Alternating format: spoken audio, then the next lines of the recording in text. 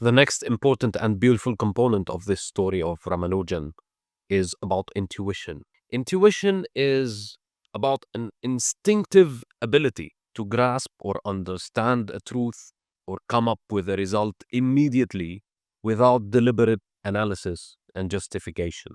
It is like a magical ability that some people have. And definitely Ramanujan had a lot of intuition. Ramanujan could frequently arrive at mathematical results, mathematical answers, without much derivation. The 1729 example that I just mentioned is one of them. He frequently used to say that these answers were given to me. Somebody would ask him, "Where do you get this equation from?"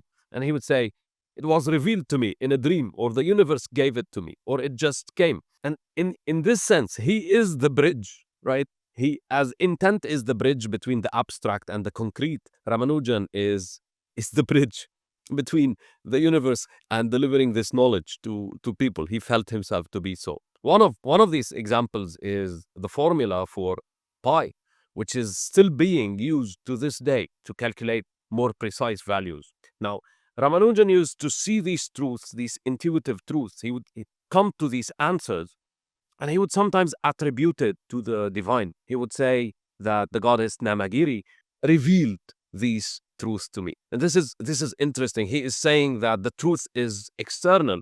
The idea is out there. It just passes by me, and I'm the prism. I'm the screen in which this idea is reflected. It is interesting that the goddess is his local area goddess, and she's the goddess of the place. And one might reflect, because he left India to Cambridge and he was homesick and isolated.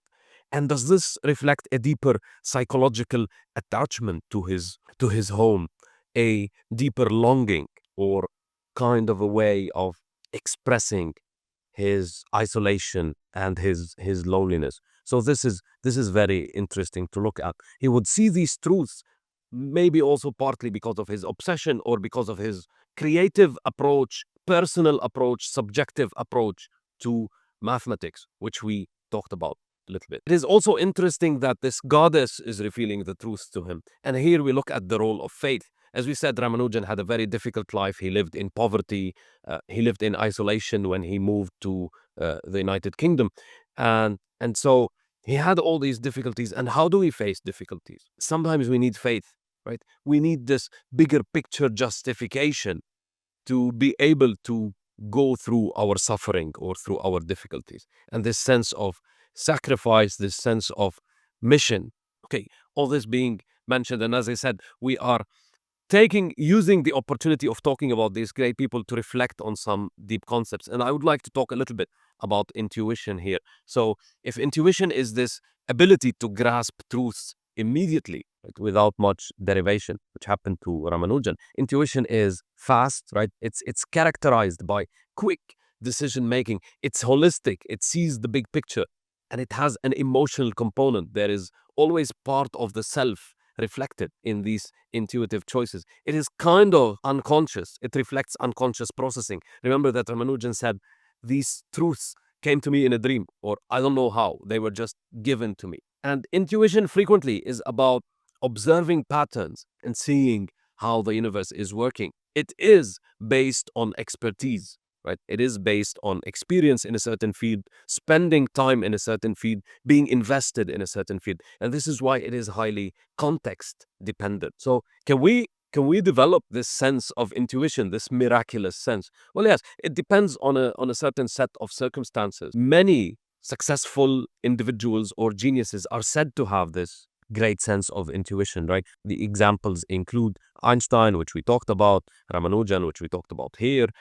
Some people say that Steve Jobs probably had a great sense of intuition. Many great investors, Warren Buffett, for example. You can see in all these cases that the intuition is a reflection of a sense of obsession, a sense of integration between the individual and the field in which they work in. So intuition can be improved, can be developed by being mindful, by reflecting on past decisions, and sometimes by having a quick feedback loop. And this takes us to deliberate practice and how many peak performers, as we talk about in the Atlas of Worldly Wisdom, develop this kind of great work or excellent performance by relying on mentorships, on mentors and mentorships that create quick feedback loops. You can develop intuition by obsessing about something, thinking about it a lot, so that it fills your conscious mind and it spills into the unconscious.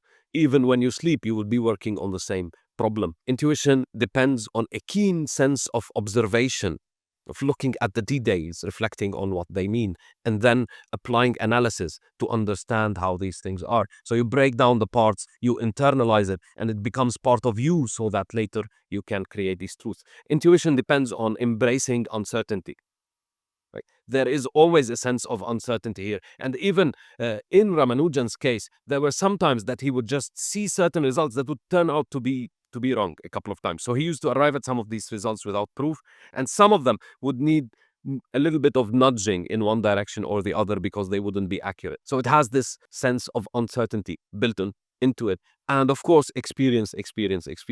So deep experiences, diverse experiences lead to the development of this sense of intuition, the particularly domain experience. So this is the domain that you have chosen, or as in Ramanujan's case, the domain that has chosen you: self-awareness, pattern recognition training, and emotional intelligence and development. So the ability to integrate, as we said.